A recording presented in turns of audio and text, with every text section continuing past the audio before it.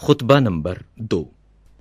امیر المومنین حضرت علی علیہ السلام نے صفین سے واپس آنے پر خطبہ ارشاد کرتے ہوئے فرمایا: بسم اللہ الرحمن الرحیم۔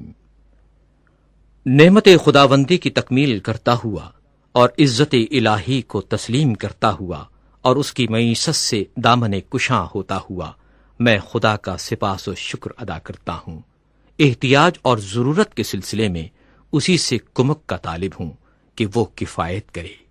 جسے اس نے ہدایت دی وہ گمراہ نہیں ہو سکتا، جس سے اس نے دشمنی کی وہ نجات نہیں پاتا، جس کو وہ کافی ہوا پھر وہ منتشر اور پراگندہ نہیں ہو سکتا۔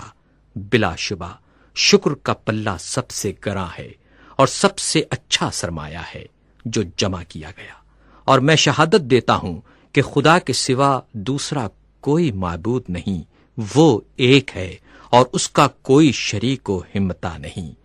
یہ وہ گواہی ہے جس کا اخلاص پرکھ لیا گیا، جس کا اعتقاد شعبہ شرک سے پاک ہے۔ زندگی بھر میں اسی سے وابستہ رہوں گا، خطرے کے مقامات اور دہشت کے اوقات کے لیے اسے محفوظ رکھوں گا، اس لیے کہ یہ شہادت ایمان کی عظیمت، احسان کا آغاز، رضائے الہی اور شیطان کو فرار پر مجبور کر دینے والی چیز ہے۔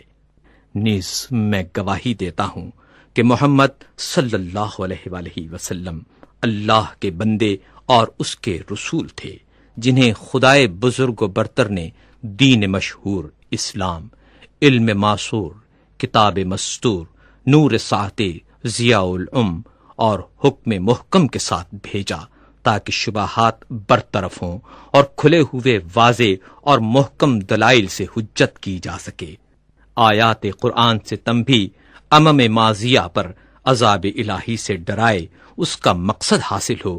لوگ ایسے فتنوں میں مبتلا ہو گئے کہ دین کی رسی پارا پارا ہو گئی، ایمان و یقین کے ستون متزلزل ہو گئے، اصل دین اخلاقی مسئلہ بن گیا اور کار دین دھرم و بھرم ہو گئے۔ فتنوں سے بچ نکلنے کا راستہ تنگ اور راہ ہدایت پر آنے کی راہ تاریک ہو گئی، ہدایت گمنامی ہو گئی اور کوری و گمراہی عام ہو گئی، خدا کی نافرمانی کی گئی، شیطان کی مدد کی گئی، ایمان بے یار و مددگار رہ گیا، اس کے ستون گر گئے، آثار و نشانات بدل گئے، اس کے رستے خراب اور راہیں نابود ہو گئیں۔ لوگوں نے شیطان کی پیروی اختیار کر لی، اسی شیطانی راستے پر قدم فرسائی کرنے لگے، اسی کے سر چشمے پر ڈیرا ڈال دیا، پھر یہ لوگ اس کے پرچم لہراتے آگے بڑھے، شیطان کا پرچم ایسے دور فتن میں بلند ہوا کہ ان فتنوں نے لوگوں کو پامال کر دیا اور اپنے گھروں سے رون دیا، اور پھر اپنے پنجوں کے بل کھڑا ہو گیا تو وہ لوگ ششتر و حیران کھڑے ہیں۔ یہ نادان لوگ وہاں فتنے میں گرفتار تھے جو دنیا کی بہترین جگہ ہے، مکہ۔ البتہ اس کے ہمسائے اہل مکہ بدترین ہیں، جن کا خواب بے خوابی اور جن کا سرما چشم گریا ہے۔ یہ سب کچھ اس سرزمین پر مکہ میں ہوا جہاں دانا کی زبان بند اور نادان باعزت و ارجمند ہیں۔